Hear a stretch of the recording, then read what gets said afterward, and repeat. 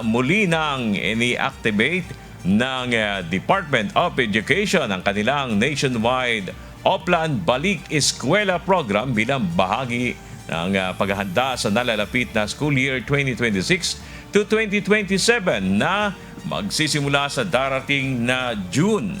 Ang Oplan Balik Eskwela ay isang taunang kampanya at interagency convergence initiative ng DepEd na naglalayong tiyakin na magiging ligtas at maayos at walang aberya ang pagbabalik eskwela ng mga mag-aaral. Isang command center ang bubuksan kung saan pwedeng makipag-ugnayan ang mga kababayan nating may katanungan hinggil sa pagbabalik eskwela ng mga estudyante. Kabilang na dito ang issue ng enrollment, transfer ng school requirements at iba pang mga concerns. Magsisimula ang OBE sa darating na June 1 at magtatapos sa June 11. Hotdog!